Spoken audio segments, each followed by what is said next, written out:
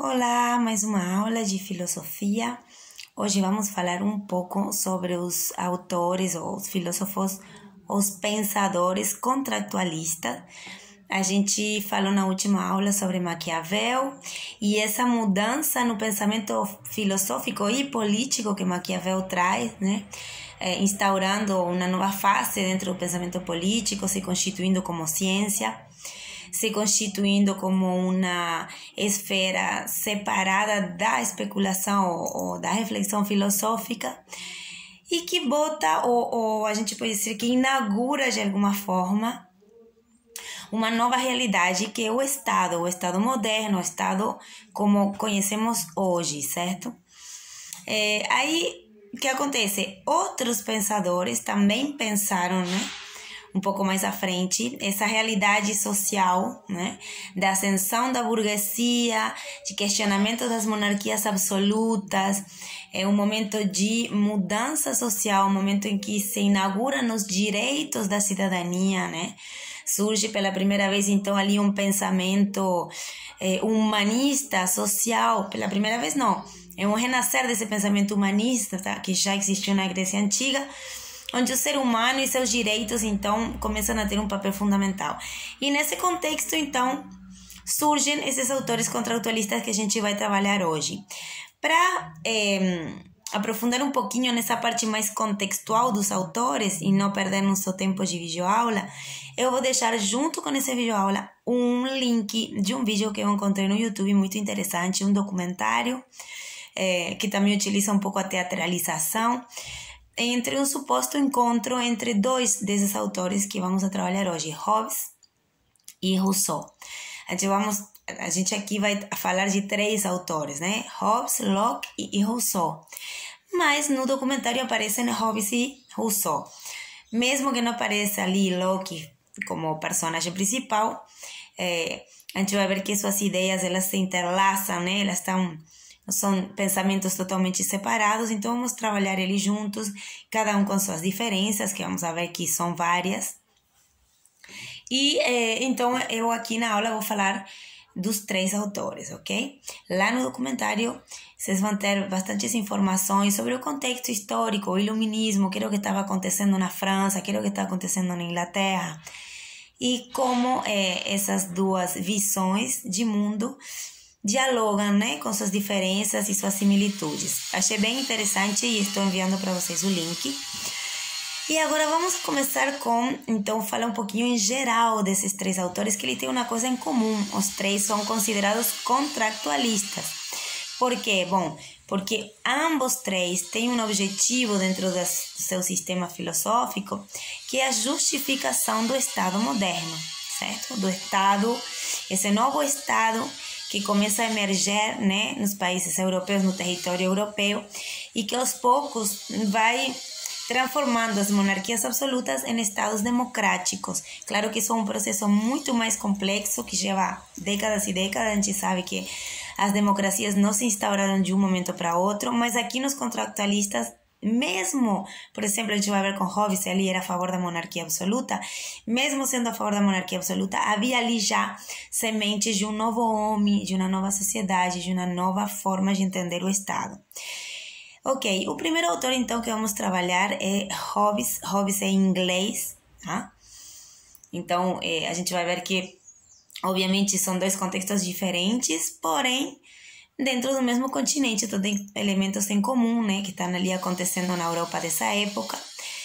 O iluminismo com suas novas ideias, né, de justiça social, de ascensão da burguesia, tudo que vocês vão ver ali no documentário e o que seguramente vocês já sabem por ter tratado em história também essa época pela que passou a Europa. Então, a gente vai mais direto no autor, né, mas obviamente que sempre vamos estar fazendo os paralelismos. Hobbes intenta, então, desde sua posição, né, como pensador, filósofo, justificar a existência do Estado. Tanto Hobbes quanto Locke, ingleses os dois, e lá na França, Rousseau, então, vão ter esse objetivo de justificar a existência. Por que existe um Estado? Porque faz sentido a gente pensar um pouco o que acontecia antes, né? A gente já viu isso com Maquiavel. Antigamente era a religiosidade, era o cristianismo e o dogma cristão que explicavam e justificavam a existência de um Estado monárquico, uma monarquia absoluta, um rei que todo controlava, né? Quando Maquiavel questiona essa ordem divina do Estado, ele fala, não é um Estado divino, é um Estado gerado ali por uma relação com seus súbditos, né? A gente viu isso com Maquiavel. Então, agora, esses filósofos que estão chegando agora, contratualistas, vão falar o que? Então, se não é uma condição divina, então deve haver uma justificativa ali para a existência de um Estado. Por que há um Estado? Por que um rei pode se sustentar? No caso de Hobbes, que é a favor da monarquia absoluta, por que é o que justifica o monarca absoluto ter esse poder em cima dos súbditos? E aí os três vão coincidir com o fato de que o ser humano, tá, em algum momento histórico, um momento meio que nenhum dos três vai dizer em que momento aconteceu isso, meio que um momento ideal, né? Meio que um momento imaginário, mas que tem o sustento na realidade, no sentido de que a sociedade teria feito um contrato social. Tá? Em algum momento, aquele ser humano primitivo, selvagem, né? Nômade, que não tinha ainda aquela sociedade que continha ele, era mais, né, como um lobo, né, solto, ele teria encontrado, então, esse momento, em algum momento da sociedade, teria encontrado as dificuldades, né, de ter que se defender sozinho, ter que viver sempre à espreita dos perigos da natureza, teria feito ele evoluir hacia ou caminhar hacia um contrato social no qual ele se junta com outras pessoas, né, vive em sociedade e para isso topa aceitar algumas normas de convívio. Isso seria um contrato social, então haveria um estado de natureza. Os três autores falam de estado de natureza, aquele estado prévio ao contrato social, né? E é um estado no qual o homem vive sem as leis, sem o Estado, sem um poder superior que o protege, mas também exige dele determinadas normas a seguir, né? Esse estado, então, anterior ao contrato social, à organização em sociedade, tanto Hobbes quanto Rousseau quanto Locke vão chamar de estado de natureza. E justamente em como eles enxergam no estado de natureza, já temos uma primeira diferença entre os três autores, tá? O que seria o estado de natureza vai variar para cada um deles, tá? Por exemplo, para Hobbes, tá? Foi o primeiro, né? O primeiro contractualista a expor suas teorias, ele era a favor da monarquia absoluta. Ele vai dizer o seguinte, ele vai dizer, o estado de natureza é um estado caótico, um estado muito ruim, porque se vive num estado de guerra permanente, de desconfiança, de medo, de espreita, de atacar ao próximo por medo de ser atacado previamente, né? O ser humano mais em um estado selvagem, né? Um estado onde não há ninguém que proteja ele, e ele fica mais à defensiva, fica mais ruim, a palavra mesmo seria, né? Faz o mal, ataca, machuca, rouba, mata, né? Tenta ser superior naquele território. Não seria um estado agradável, né? O estado de natureza, segundo Hobbes, é um estado bem negativo, né? O homem vive com medo naquele estado. É livre, porém é inseguro, vive com medo, né? Essa situação seria, então, o que levou ao ser humano a fazer o contrato social. Ele viveu uma situação muito ruim e decide fazer um contrato social. É este contrato social que criaria, então, o Estado. O ser humano se compromete a ceder seus direitos, a oferecer seus direitos a um soberano, monarca, porque, em troca, este soberano dará a ele a segurança que deixará ele mais tranquilo, mais em calma, né? Mais em paz, para criar família, para continuar sua vida. Então, cada indivíduo, a partir desse contrato social, né, que Hobbes chama, e os outros autores também, cada indivíduo entrega seu direito natural ao Estado. O seu direito o seu direito, o direito do Estado, é a utilização da força. O Estado surge para garantir a segurança dos indivíduos. Então, o Estado é o soberano, é ele que vai garantir a segurança dos indivíduos, e é por isso, então, que os indivíduos fizeram esse contrato social, né? Quais são os objetivos, então, do Estado para Hobbes? Em primeiro lugar, e quase que exclusivamente, a segurança. Tá? Ele também tem que cuidar da liberdade, da igualdade, da educação pública, da propriedade material, que mais tarde Locke vai chamar de propriedade privada, né? Hobbes chama de propriedade material. Então, o que hoje a gente conhece como direitos básicos do ser humano, para ele, o principal era a segurança, e era a única coisa que o Estado tinha que priorizar, realmente. Então, esses outros direitos, como era uma monarquia absoluta também que ele defendia, ficavam um pouco mais relegados, não tinha problema para ele, né? Hobbes não se planteia isso. Ele acha que o Estado tem em si a responsabilidade de dar segurança, porque isso que fez aos seres humanos fazerem um contrato social, levou a fazer um contrato social. A falta de segurança, né? Que eles procuram, então, agora nos Estados, tá? Então, apenas a segurança é um direito que o Estado tem a obrigação de garantir. Como vai fazer isso? Vai criar as leis e vai aplicar as leis e vai fazer justiça quando as leis sejam infringidas. Então, a gente vê que já aí, né, já tem ali as funções do Estado contemporâneo, né, a legislativa, né, a função de executiva, né. A justiça também, só que tudo para Hobbes tem que estar na mão de um monarca. Por isso a monarquia absoluta para ele é o estado ideal, né? Na mesma linha também na Inglaterra, na mesma linha no fato de ser também contractualista, surge Locke.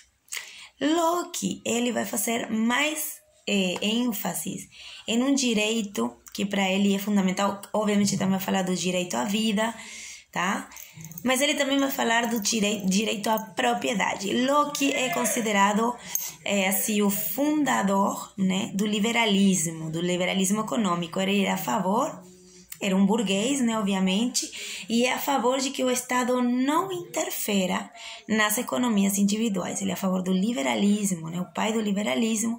Então, a propriedade privada para ele era um direito primordial do ser humano, e o Estado, que tinha sido, assim como Hobbes, ele considera que é um contrato social que determina a existência do Estado, ele tem que velar por esse direito, né? Tem que cuidar desse direito.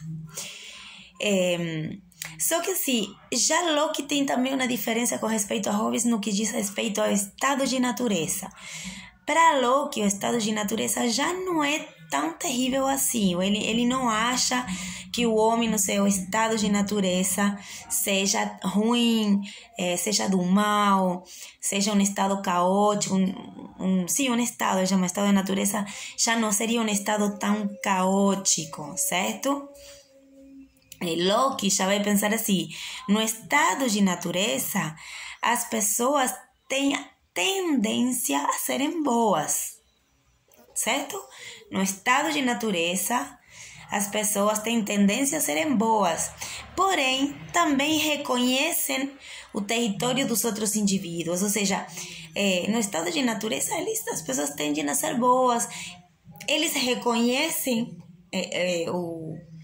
o território dos outros indivíduos, né? Naturalmente, no estado de natureza, as pessoas tendem, não, ali é o território do outro, eu não vou entrar ali, né? Porque esse aqui é meu território. Ele acredita que há uma tendência a cada um respeitar seu território, seus direitos ali. Não haveria uma urgência tão grande como haveria para Hobbes do Estado. Seria possível pensar, sim, um estado de natureza em paz, tranquilo. Né? Existe um estado de natureza onde as pessoas que cometem delitos, eles mesmos, né, podem ser punidos entre eles, que para ele também é um direito do indivíduo, né, punir a quem comete um delito, e a sociedade viveria em uma harmonia de alguma forma, não seria aquele caos que Hobbes fala, né? Porém, faltariam 3 elementos que são fundamentais. Primeiro, as leis, né? As leis dadas pelo homem. tá? Que tem que estar baseadas no consentimento, porque por isso é um contrato social, né? Então tem que haver leis que seja o homem que vota, porque é a vida do homem que está ali em jogo. O segundo elemento seria um juiz imparcial, alguém que faça justiça. Então ali vemos já Locke é um antecessor da separação dos poderes. Ele acredita, já e nisso também se separa de Hobbes, que é necessário que exista o legislador, que exista quem vai executar as leis e que exista também uma justiça imparcial, que não seja quem cria as leis a mesma pessoa que leva à frente a justiça. Aí a gente está vendo o Estado liberal, né? Os primeiros passos, as primeiras sementes do Estado liberal estão aqui com Locke. Então já o contrato social para ele é uma escolha, certo? Tira o homem do estado de natureza, mas não porque seja uma urgência, porque aquele estado de natureza não era ruim, era harmônico, mas porque o homem escolhe ter esses três elementos, tá? Escolhe ter as leis humanas, as leis do homem, escolhe ter uma justiça independente que julgue de forma imparcial e escolhe ter um poder coercitivo, tá? Então tem que ter alguém que tome conta desse poder coercitivo, que vai ser o encarregado de fazer a justiça ser cumprida. Então já vemos aqui a separação dos poderes, né? Já sendo gestada, pensada, manifestada aqui por Locke. O Estado, então, segundo Locke, surge para garantir a boa vida, né? Que o homem já tinha no estado de natureza, mas que é uma garantia a mais, né? Então veja como há uma visão mais positiva do Estado, né? Do Estado não como uma coisa que vem a suprir uma coisa horrorosa que o homem estava sofrendo, mas como uma coisa positiva, né? Que vem a somar, a garantir uma vida boa, né? Uma vida de liberdade, uma vida onde eu posso acumular as riquezas e ninguém vai interferir, né? Uma vida, então, bem burguesa, assim, com um pensamento liberal, que está querendo que o Estado não participe muito. Por isso Locke não vai ser a favor da monarquia absoluta como Hobbes. Ele acha que quanto menos o Estado participar, melhor ainda, né? Quanto menos ele entrar no que tem a ver com economia. O Estado deve garantir a liberdade individual, tá? E é por isso que Locke é a favor de uma separação dos poderes, né? Uma forma de limitar o poder que não fique só na mão do monarca absoluto. Há um poder executivo, né, encarregado de executar administrativamente, administrar o país, né, o Estado, um legislativo encarregado de fazer as leis e um federativo, né, assim chama ele, que seria o que hoje chamaríamos de judiciário, né. Então aí tem o parlamento, segundo Locke deveria ter o parlamento que representa o povo, né, mas que obviamente para Locke, naquele momento histórico em que ele surge, esse parlamento deveria ser formado então pelos nobres, né, nobres que poderiam participar da vida política. Então o que ele intenta instaurar de alguma forma é uma monarquia parlamentária, diferentemente de Hobbes, né? Controla de alguma forma o poder do Estado, porque o parlamento faz isso, controla o poder do Estado. O rei está lá, né, tem a função executiva, mas há dois outros poderes que estão ali controlando o parlamento, tem essa garantia e é isso que garante então a liberdade individual, né, a propriedade privada, o direito à vida, etc, etc. Então vejam como os dois são contratualistas, são a favor dessa formação, desse governo, né, desse governo que tem que velar então pela justiça, pela segurança, pela vida, etc. Mas que cada um tem essa diferença em quanto a qual a melhor forma de organização política de fato. Para Hobbes, uma monarquia absoluta, para Locke, uma monarquia parlamentária. E este terceiro autor, então, vou ser bem rápida com Rousseau, é um autor bem importante, mas na aula que vem a gente continuará, para não me ultrapassar muito do tempo. Rousseau, a gente vai localizar ele na França, né? Um pouco posterior a Hobbes, mais contemporâneo de Locke. E Rousseau está, obviamente, em uma outra realidade social, né? França sempre foi um país de muita revolta social, né? E assim como um grande desenvolvimento econômico, também há muita pobreza, né? Um movimento obreiro se fortalecendo ali para ir atrás dos seus direitos, né? Para poder organizar uma sociedade que está se planteando como industrial capitalista e que não tem garantia nenhuma dos direitos, né, dentro da sua cidade. Então surge Rousseau. E Rousseau já vai logo de cara se diferenciar um pouquinho, né, com respeito àquilo que a gente estava falando sobre o estado natural, o estado de natureza, porque para Rousseau o estado de natureza é o estado ideal. Ele acha que no estado de natureza o ser humano é bom, ele é bom por natureza, ele faz o bem, ele vive em coletividade, ele é generoso, ele se organiza, ele vive na harmonia. E não teria problema nenhum com o estado de natureza, ele vivia bem.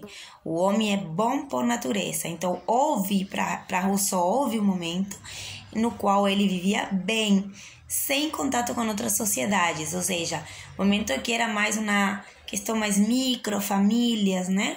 Que não tinha ainda aquelas formações sociais maiores, né? Os começos da cidade, as regiões mais povoadas, né? Que leva as pessoas a terem contato, até problemas de convivência. Antes disso, no estado de natureza, o ser humano vivia muito bem, tá? Mas, devido ao crescimento populacional, né? O crescimento das cidades, começa a se juntar com outros grupos sociais e é ali que começam os problemas, né? Então, o outro é uma ameaça para a vida individual, né? Começa a ser um problema, então. E é isso que levaria, então, ao caos, né? Aos problemas sociais, a guerras, a lutas, né? Tudo isso começaria logo que então o homem entra nesse segundo estado que ele chama de estado de sociedade, tá? Então o estado de natureza, o estado ideal, onde não há problemas, estado de sociedade, quando começa a se aglomerar pelo crescimento populacional, começam a surgir ali então os problemas, né? Começa a um querer o que é do outro, começa a ter as brigas, né? Começa a ter o que a gente sabe que acontece quando a gente está em sociedade, né? Não é nada demais que ele está planteando. E ali, então, sim que se geraria esse terceiro estado, que seria o estado do contrato social. Então, para Rousseau, o contrato social é meio que uma escapatória que o ser humano encontra frente a esses problemas que surgem quando ele entra no estado de sociedade. Então, no estado de sociedade é um estado ruim, tá? Por quê? Porque o estado, ele foi criado para, esse estado de sociedade foi criado para defender a propriedade privada, e essa propriedade privada só pertence a alguns, tem muitos que não tem nada. Rousseau começa a enxergar a injustiça social, né? Tanto que ele é considerado um das sementes que vai gerar depois teorias como o socialismo, né, o comunismo, teorias que partem desse ponto, desse observar a realidade como injusta. Rousseau é um dos primeiros em fazer isso. Ele vê que esse estado de sociedade gera diferença social, gera luta social, leva pessoas que vivem em situação de injustiça porque não têm as mesmas possibilidades, né? Porque não eram nobres, tá? Porque não vem de uma tradição nobre, então não tem riquezas, então eles são excluídos da sociedade. E é ali que começa o conflito, é ali que começa o problema, né? Então sempre o rico vai ter o poder, né? Porque apenas eles vão poder se dedicar a isso, né? São eles que têm o dinheiro, então quem não tem dinheiro vai ter que trabalhar, nunca vai ter tempo para se dedicar ao poder. Então, manter esse estado de sociedade mantém uma diferença social que leva ao conflito, certo? Então, o que acontece? Esse terceiro estado, que seria o estado do contrato social, né? Que por isso o contratualista também, assim como Hobbes e Locke, propõe um novo estado, um estado que acabe com a desigualdade, que acabe com as diferenças sociais, né? Que leve a humanidade a um estado ideal, no qual a igualdade, a liberdade, né? A segurança para todos por igual exista de verdade, né? E não como no estado de sociedade que é uma falsa, não há igualdade, né? Há uma diferença social terrível que não garante a liberdade de ninguém, né? Porque se um homem não tem liberdade, então a liberdade social não está garantida, né? Ok, então nesse contrato social, segundo Rousseau, primeiramente as pessoas precisam sair da alienação do Estado-sociedade, porque o Estado-sociedade ele se impõe como o único possível e não deixa ver as injustiças, não deixa ver que a verdade, todo mundo tem os mesmos direitos. Porque se o Estado não é divino, se não vem de Deus, se é um contrato entre seres humanos, os homens, por que é que algumas pessoas, né, têm privilégios com respeito a outras? Então, o contrato social para Rousseau, ele deveria questionar essas desigualdades, enxergar essas desigualdades, que seria esse primeiro passo, então, de sair da alienação, né, do Estado-sociedade, e instaurar, então, o que para Rousseau seria o Estado ideal, que seria uma democracia direta. Tá? Rousseau é a favor, então, do Estado democrático, de uma democracia direta, onde o indivíduo participa do processo de criação da lei, tá? De criação da lei. Então, a gente tem uma democracia representativa hoje em dia, né? A gente escolhe nossos governantes, mas a gente não tem uma atividade direta dentro do governo. Para Rousseau, seria, então, essa democracia direta, a forma ideal de democracia, né? Onde o cidadão tem essa participação direta. O soberano é o povo, ele não vai transferir, né? Lembra que para Hobbes o ser humano transfere os direitos para o Estado. Já em Locke ele não transfere, mas ele cede alguns direitos para ter outros, né? Para ter essa defesa da propriedade privada. Mas o Estado não participa dentro da parte econômica individual, né? Então tinha uma negociação maior. Já para Rousseau, o ser humano não transfere nada, nenhum direito. O governo está lá para defender os direitos do povo, né? Porque é o povo que é o soberano. Ele só vai escolher os governantes por uma questão administrativa ali de organização, mas ele não cede direito nenhum. Então, uma democracia direta, onde todos os cidadãos podem e devem participar do governo. Então, o governo não é representado, né? Não tem essa representação que nós conhecemos hoje nas nossas democracias, né? Certo. Então, basicamente, a gente já estamos chegando quase na meia hora, não quero me passar. Na próxima aula a gente dá um fecho nesses 3 autores, mas basicamente é isso que eu queria trazer para vocês. Complementam então com aquele documentário que deixei, que é bem interessante. E na próxima aula a gente tira as dúvidas então sobre esses 3 autores contratualistas tão importantes para a história da humanidade e do pensamento filosófico, ok? Obrigada e até a próxima aula.